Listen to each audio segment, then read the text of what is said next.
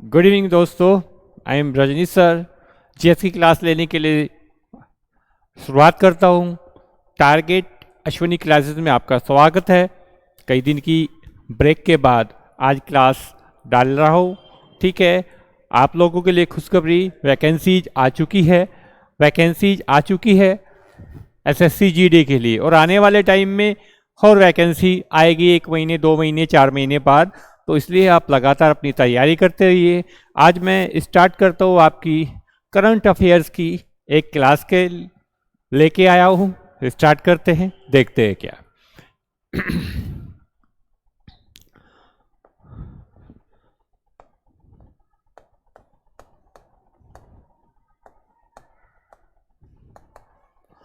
15 से 16 सितंबर तक 2022 में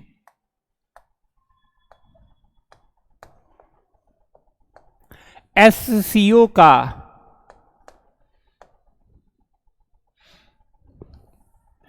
शिखर सम्मेलन कहां पर हुआ?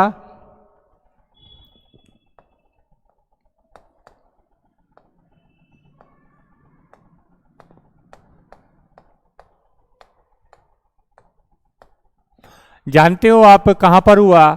समरकंद।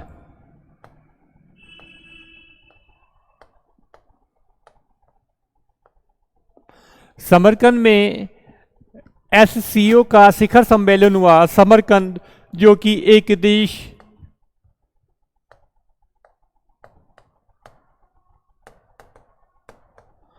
उज्बेकिस्तान, और इसमें अध्यक्षता की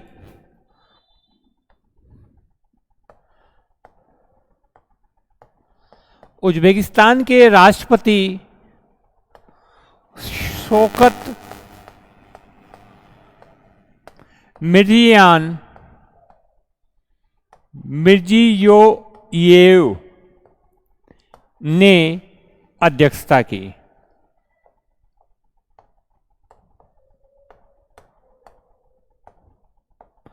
अब बात आती है एससीओ की। एससीओ क्या?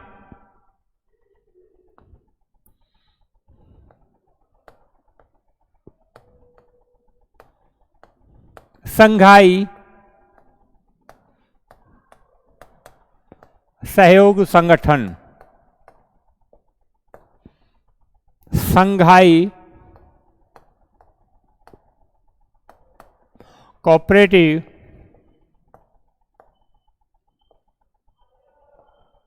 Cooperation organisation.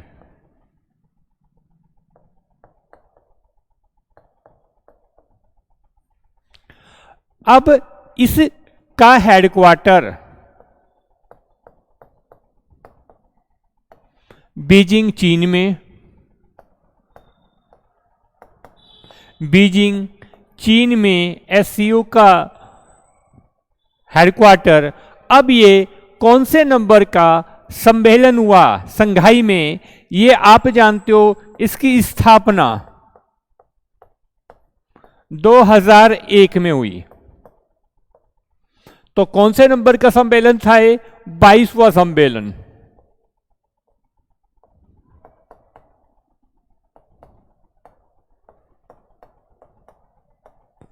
अब आपको यह याद रखना है, इसमें सदस्य देश फिलहाल 8, 9वां सदस्य देश बन गया है ईरान इसका। 8 सदस्य देश कौन कौन से?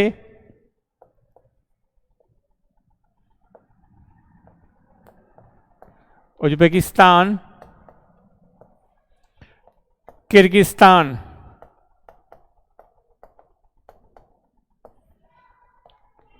ताजिकिस्तान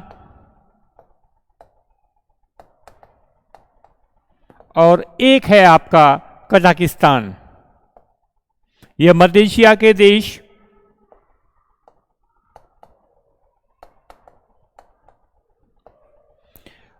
पांचवा रूस और छठा चाइना। ये 2001, पहले इसका नाम संगाई 5 था, 1996 में इसकी स्थापना हुई थी। फिर उसमें उज्बेकिस्तान मिलके 2001 में ये SCO बन गया 2001 में। अब इसका 7वां सदस्य देश और 8वां सदस्य देश आप जानते हो, भारत और 8वां पाकिस्तान। ये दोनों देश शामिल हुए 2017 में, शामिल 2017 में। क्लियर। अब आपको यह याद रखना है, इसमें 9वां सदस्य देश 2023 में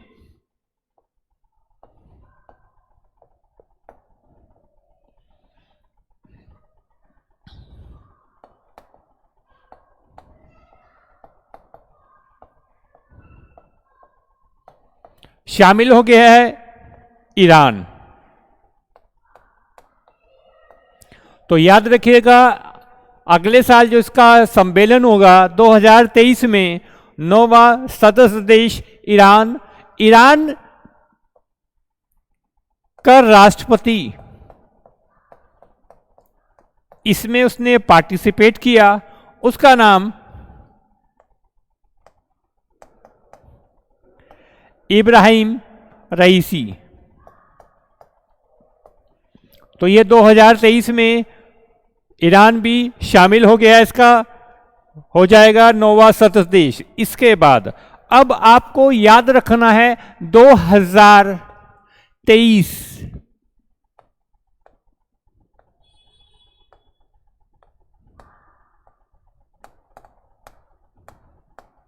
इसका शिखर सम्मेलन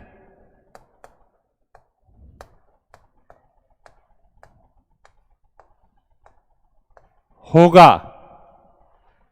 कहां पर होगा? भारत में होगा। 23वां जो शिखर सम्मेलन होगा 2023 में, भारत में होगा। 2021 में हुआ ताजिकिस्तान में। ठीक है। भारत में एक 2023 में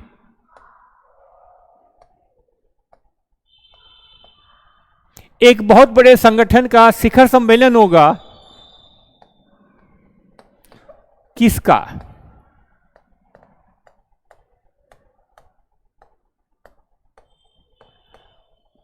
नाम बताइए भाई।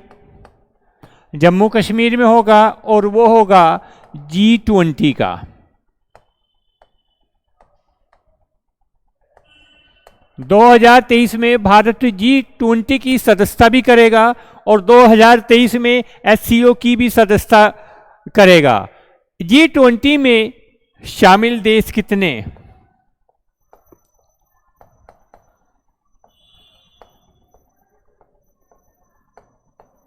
देखिए, याद रखिएगा, G20 में शामिल देश 19 प्लस EU।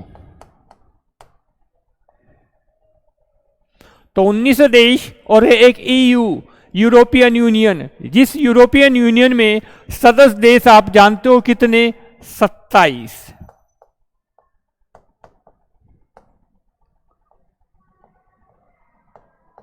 और आप इस सम्मेलन में जो ईरान शामिल होगा,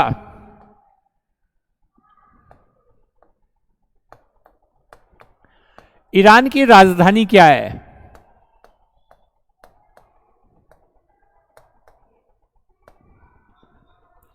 ईरान की राजधानी है तेहरान।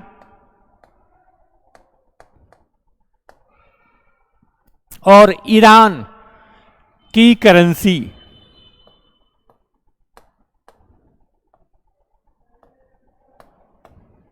तोमन।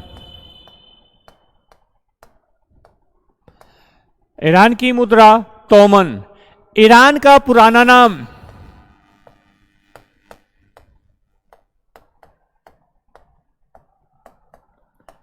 पर्शिया। और एक क्वेश्चन और, ईरान का नेपोलियन।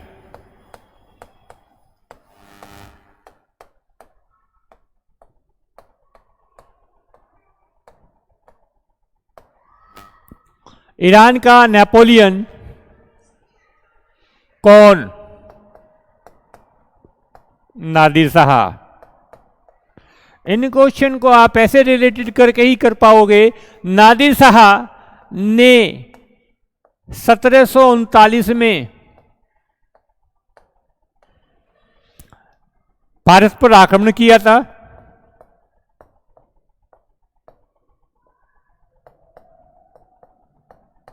और आप जानते हो उस समय भारत का शासक था मोहम्मद शाह रंगीला, और ये कोहिनूर हीरा और तख्ते ताउस लेके चला गया था भारत से वापस ईरान। अब इसके बाद 2022-23 के लिए 2022-23 के लिए SCO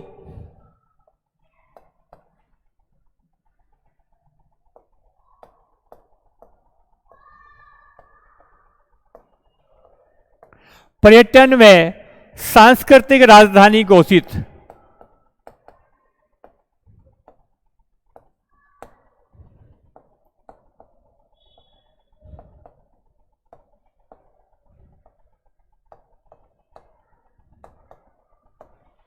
किसको घोषित किया गया है? वाराणसी को।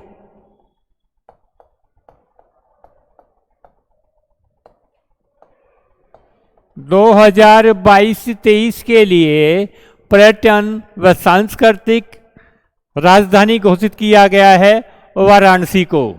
ठीक है, वाराणसी का पुराना नाम आप जानते ही हो,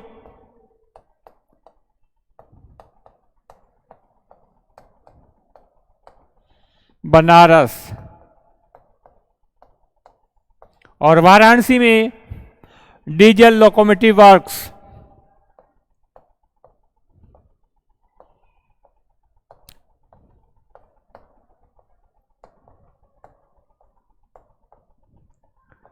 डीजल इंजन बनते हैं। ठीक है भाई, ये बात थी आपकी SCO के लिए। जितनी भी बातें मैंने यहाँ पे बताई है, अगर पूछने लगा SCO का 9वां सदस्य देश किसको बनाया गया है, तो ईरान को बनाया गया है। ठीक है, ईरान की राजधानी मुद्रा तोमन, पुराना नाम पर्शिया, ईरान का नेपोलियन नादिर शाह।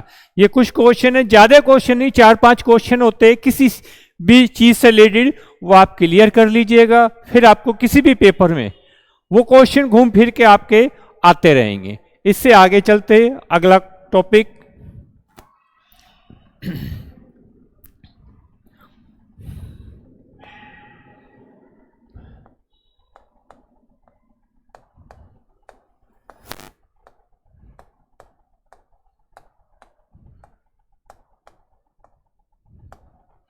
एशिया का नोबेल पुरस्कार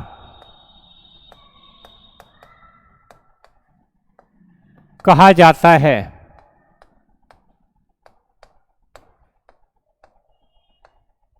आपको पता है, जानते भी हो आप मैग्सेसे पुरस्कार को।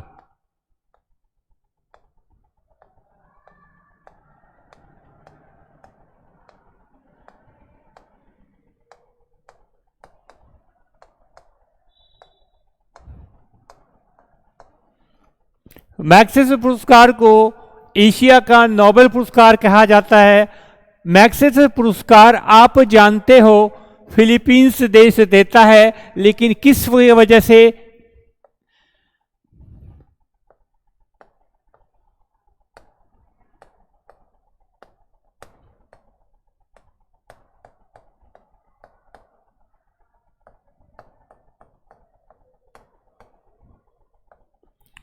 फिलीपींस के थर्ड राष्ट्रपति रेमन मैग्सेसे की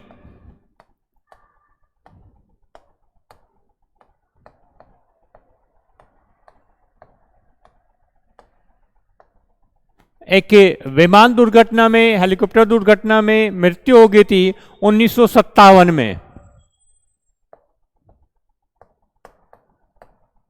1957 में इस पुरस्कार की स्थापना हुई और स्थापना की थी रॉकफेलर ब्रदर्स ट्रस्ट ने, जो कि एक न्यूयॉर्क का एक संगठन है। आप जानते हो रॉकफेलर कौन थे?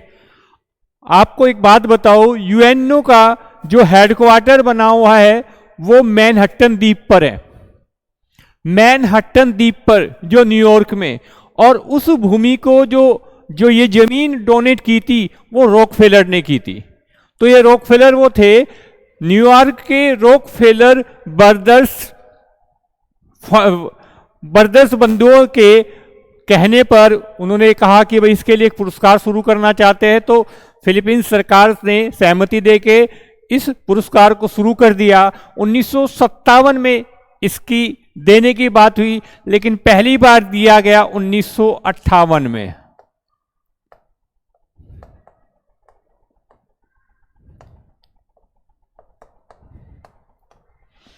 बस एक क्वेश्चन बता दीजिए, मैं ज्यादा कुछ नहीं। 1958 में पहली बार किस भारतीय को दिया गया?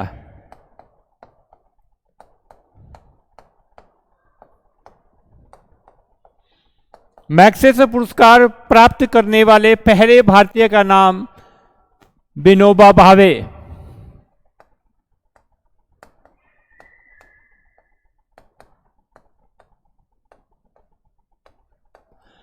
इन्होंने भूदान आंदोलन चलाया।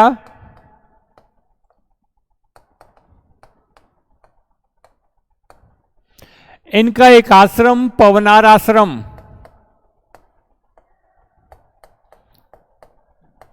जो कि महाराष्ट्र में है,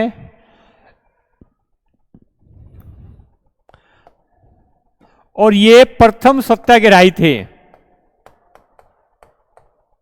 किस चीज के? व्यक्तिगत सत्याग्रह आंदोलन के।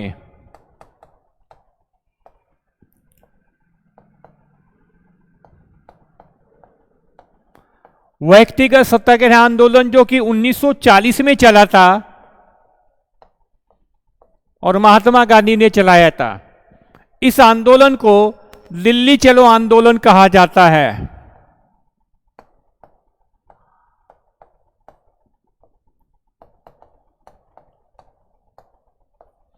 दिल्ली चलो आंदोलन कहा जाता है। चलिए जी, अब इसके अलावा अब ये बात आती है मैग्सेसे पुरस्कार देता कौन सा देश है? फिलीपींस।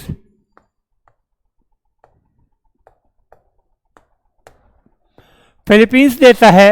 फिलीपींस की चलिए एक ये बता दीजिए, वर्तमान राष्ट्रपति कौन है?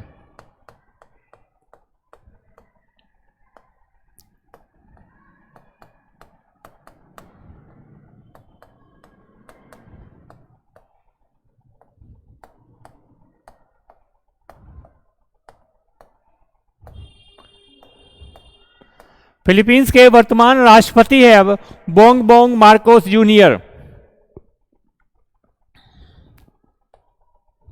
फिलीपींस की करेंसी क्या है? पीसो। फिलीपींस की राजधानी?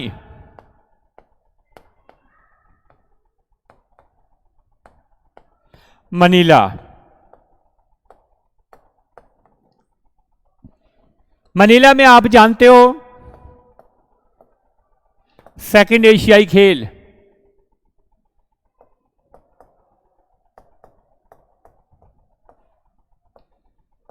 1954 में। पहले एशियाई खेल नई दिल्ली में 1951 में हुए थे।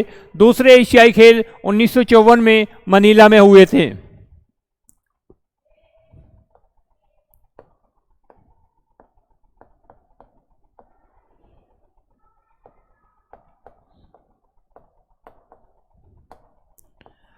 मनीला के अंदर एडीबी का हेडक्वार्टर, एशियन डेवलपमेंट बैंक का हेडक्वार्टर, एडीबी की स्थापना, एशियन डेवलपमेंट बैंक का हेडक्वार्टर मनीला में, एडीबी का की स्थापना 1966 में हुई। एडीबी में शामिल देश वर्तमान में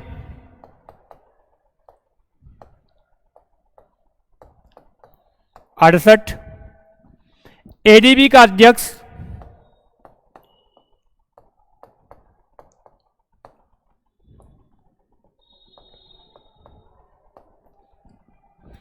मतासुगु असाकावा।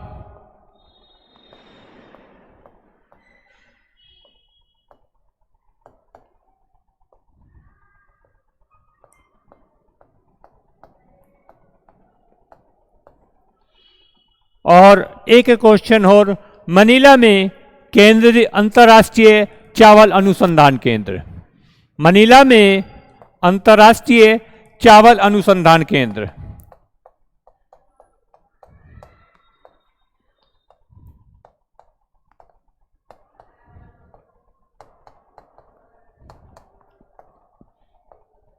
और अगर आपसे ये पूछ लिया जाए कि राष्ट्रीय चावल अनुसंधान केंद्र कहाँ पर है, तो आपको जवाब देना है कटक में। तो ये कुछ क्वेश्चन आपके इस एशिया का नोबेल पुरस्कार, मैग्सेसे पुरस्कार फिलीपींस के थर्ड राष्ट्रपति रामन मैग्सेसे की याद में, इनकी विमान दुर्घटना में इनकी डेथ हो गई 1957 में। इस पुरस्कारों की घोषणा हुई 58 में पहली बार दिया गया। और अगर पूछा 1958 में पहली बार किस भारतीय को दिया गया, तो वो भारतीय थे विनोबा भावे। भूदान आंदोलन, पवनार आश्रम महाराष्ट्र में पहले सत्याग्रही व्यक्तिगत सत्याग्रह आंदोलन को बोलते हैं दिल्ली चलो आंदोलन, जो 1940 में महात्मा गांधी ने शुरू किया था महाराष्ट्र पवनार आश्रम से। ठीक है। और विनोबा भावे को एक भारत रत्न भी दिया गया। इनको भारत रत्न मिला, ये चीज और ऐड कर लीजिएगा, भारत रत्न।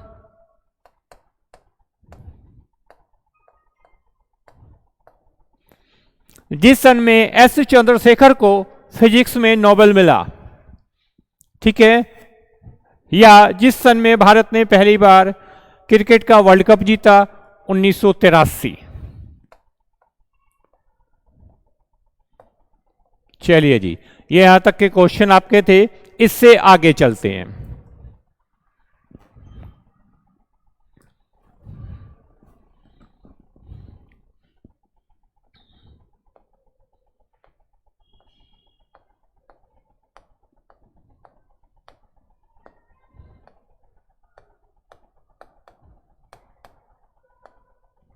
मैग्सेसे पुरस्कार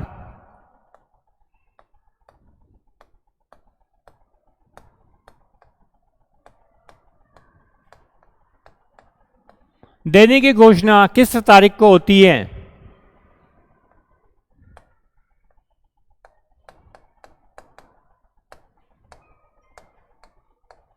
इकतीस अगस्त को घोषणा होती है और ये दिए जाएंगे इस बार 30 नवंबर 2022 को।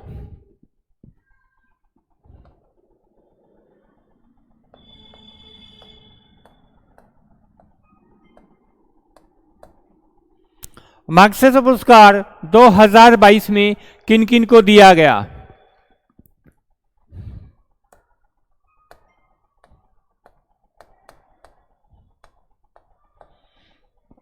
अब उनके नाम देख लीजिएगा, करंट के क्वेश्चन है, पूछ लेगा किसको नहीं दिया गया।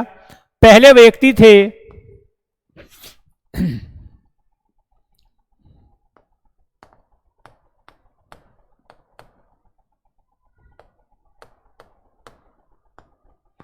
सोगियारा छिम। सोगियारा छिम को मैग्सेसे पुरस्कार दिया गया। और ये क्या, मनोचिकित्सक।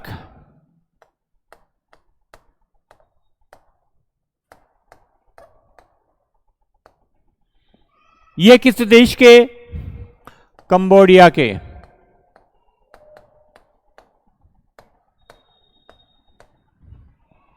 कंबोडिया का पुराना नाम क्या?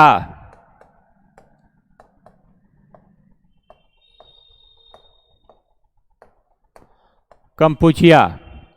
अगले व्यक्ति रहे जिनको मैग्सेसे पुरस्कार दिया गया,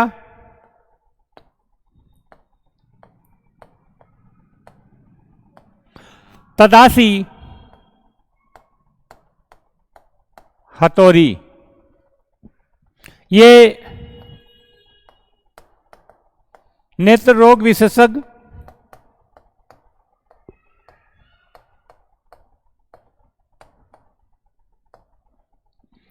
ये जापान के। अगले व्यक्ति रहे हैं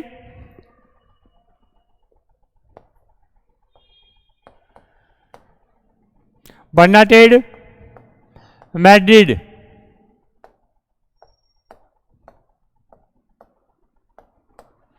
ये बाल रोग विशेषज्ञ।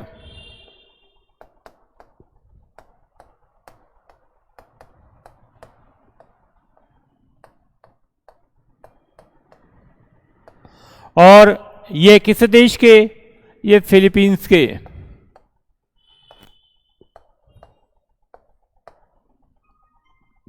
चौथे व्यक्ति रहे हैं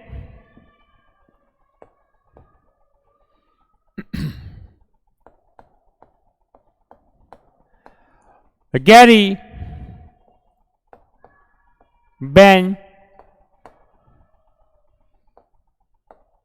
धेगिव। गैरी बेन धेगिव, ये फ्रांस के।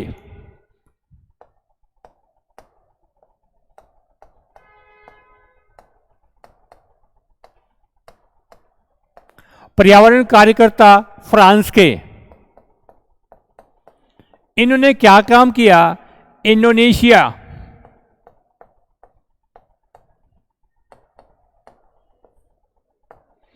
की नदियों को प्लास्टिक की प्रदूषण से मुक्त कराने में योगदान किया, साफ करने में प्रयास किया, योगदान। इंडोनेशिया में की नदियां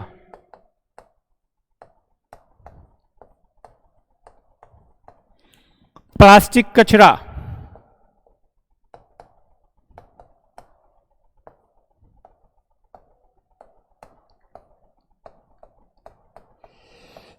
साफ करने में योगदान।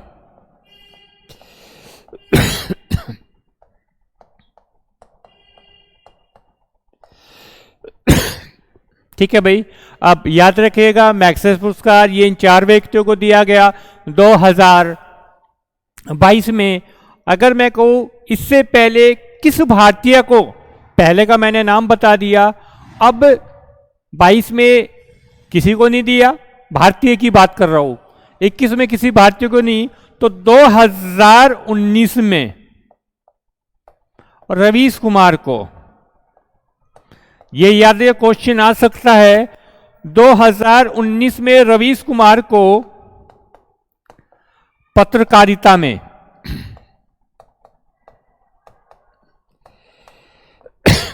और आप याद रखिएगा मैक्सेस पुरस्कार 6 श्रेणियों में दिए जाते हैं।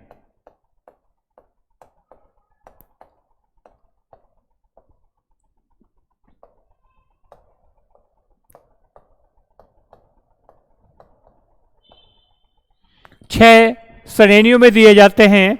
ठीक है, अब इससे आगे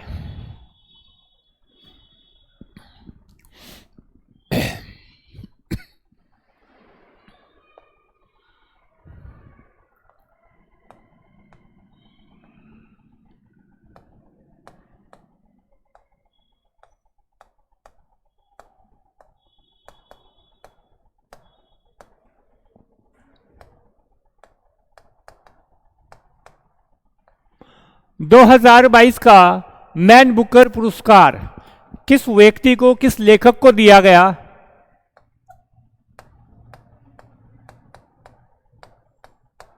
उस व्यक्ति का नाम बताइए।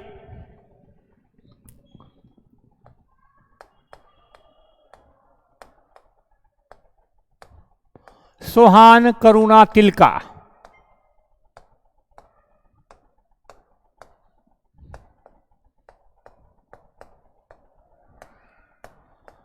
श्रीलंका का।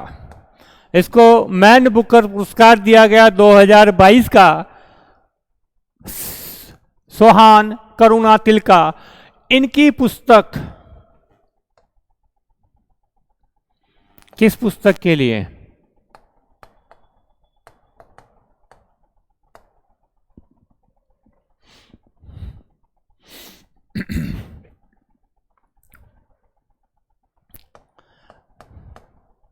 The seven moon of Mali Almeida के लिए इनको यह पुरस्कार दिया गया 2021 का।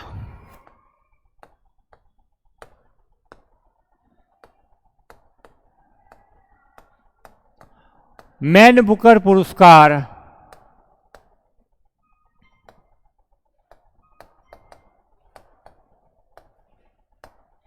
डेमन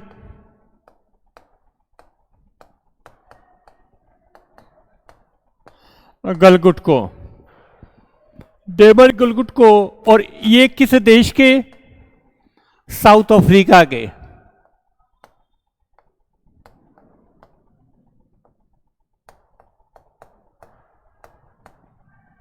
और इनकी पुस्तक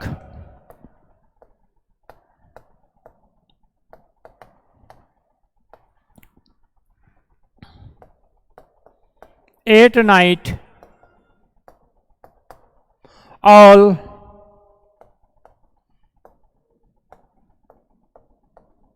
ब्लड इज ब्लैक,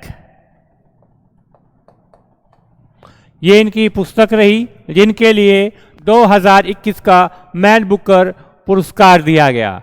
अब क्वेश्चन आता है 2022 का मैन बुकर अंतर्राष्ट्रीय पुरस्कार।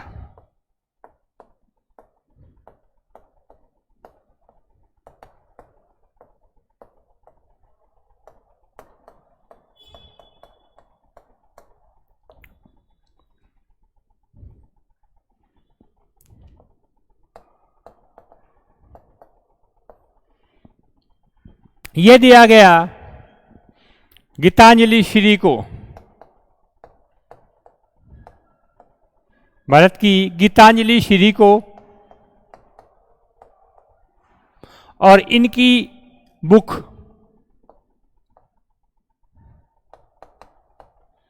का नाम टॉम ऑफ सैंड,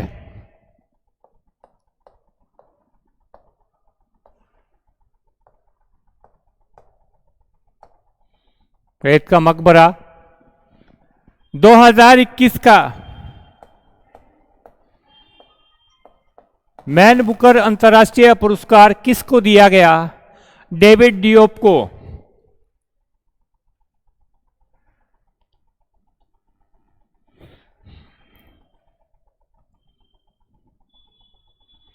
एक करेक्शन कर लीजिएगा, ये एट नाइट ये इनकी बुक नहीं थी, द प्रोमिस लिख लीजिएगा इनका। एक सेकेंड,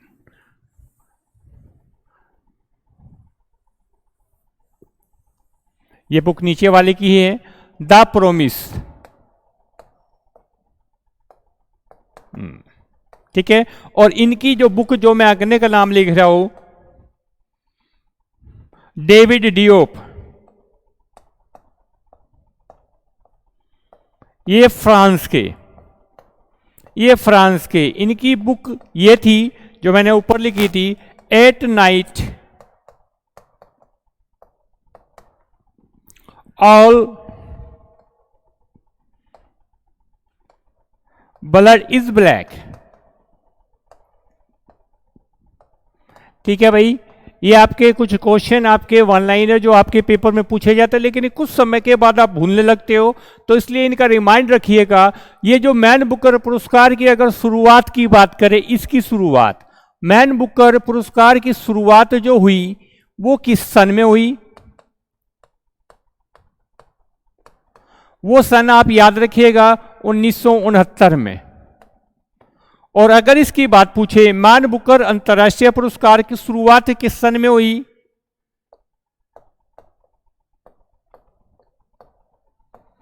वो लिखिएगा आप 2005। और जो मैन बुकर अंतर्राष्ट्रीय पुरस्कार 2005 में दिया गया इस्माइल कादरी को,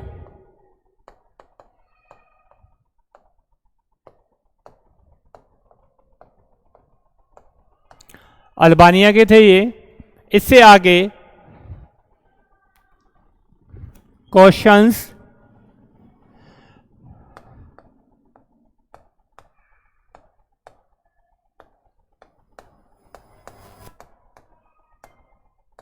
सर्वोच्च न्यायालय का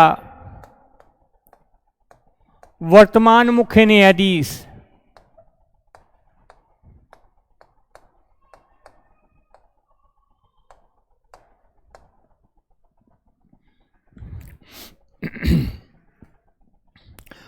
उदय उमेश ललित।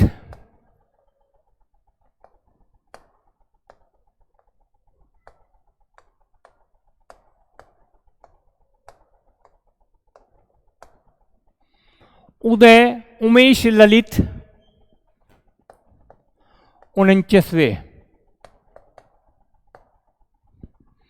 इनका कार्यकाल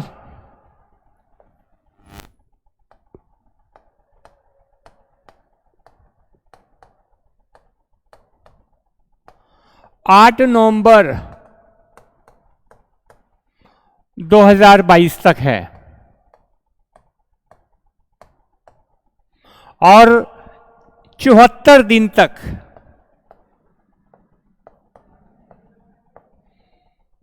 मुख्य न्यायाधीश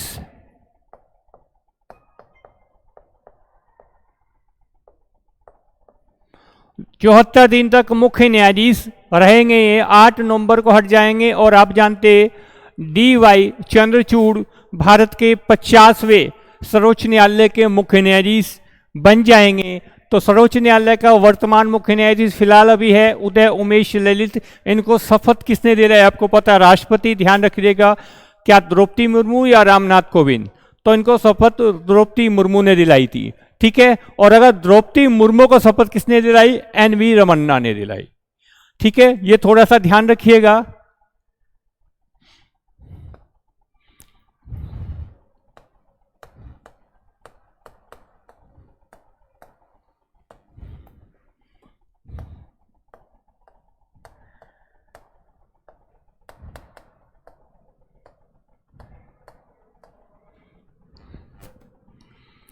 एक है यूनेस्को पीस प्राइज 2022 दिया गया।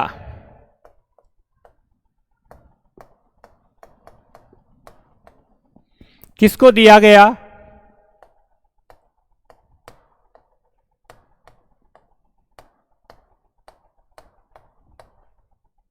एंजेला मर्केल, जर्मनी की पूर्व चांसलर।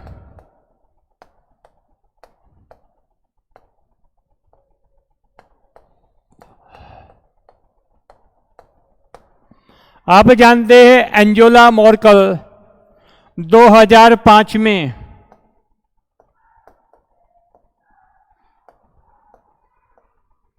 जर्मनी की चांसलर बनी थी।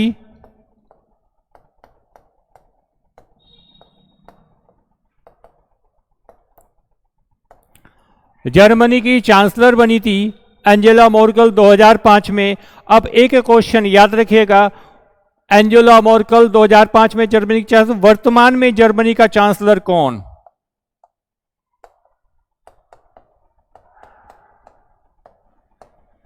प्रेजेंट में याद रख लीजिएगा,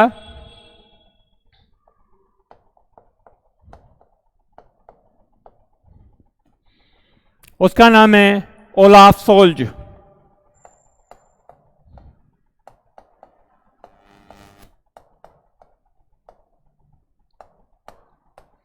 अब तो 4 क्वेश्चन और। यूनेस्को, इस यूनेस्को की full form United Nation Educational Scientific and Cultural Organization.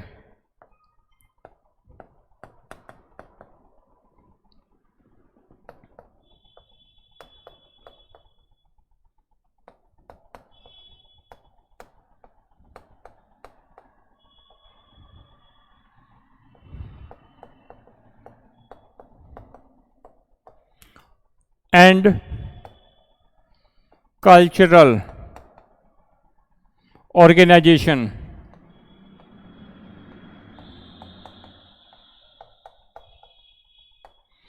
इसकी 1945 में स्थापना हुई थी। 193 सदस्य देश है और यूनेस्को का अध्यक्ष, वर्तमान अध्यक्ष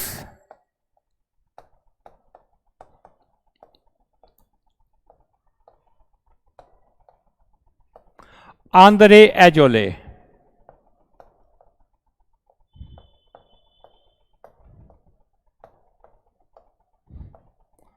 और ये यूनेस्को का हेडक्वार्टर आप जानते हो पेरिस में।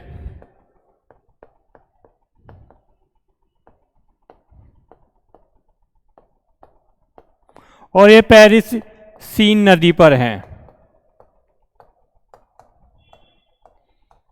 ठीक है भाई, पेरिस जो कि फ्रांस की राजधानी है। तो भाई आज आपके ये करंट अफेयर्स के कुछ क्वेश्चन थे। आप लोग कह रहे थे कि सर कुछ ऐसे क्वेश्चन जो करंट अफेयर्स हो।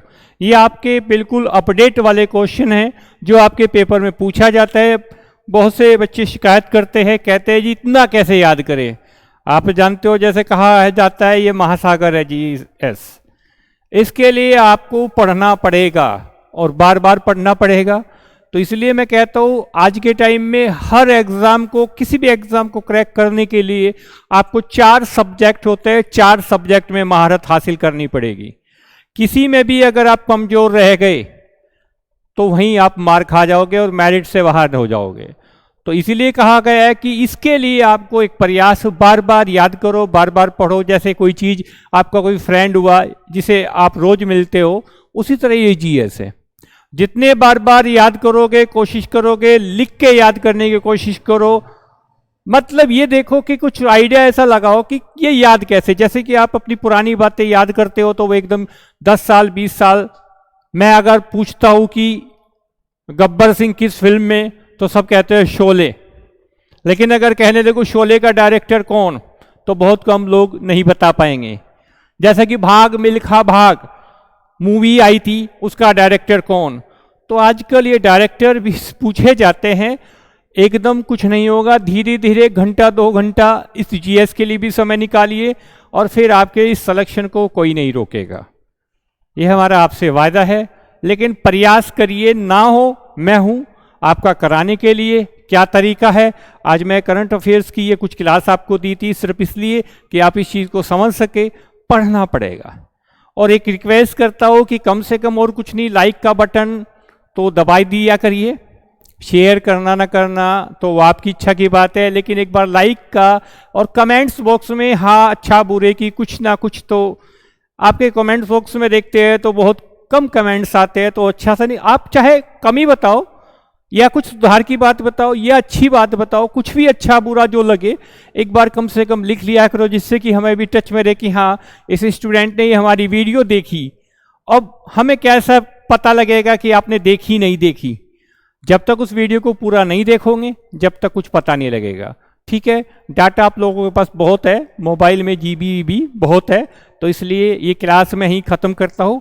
आने वाले टाइम में आपको इस तरह की क्लासेस मैं देता रहूँगा। Thank you very much. जय हिंद।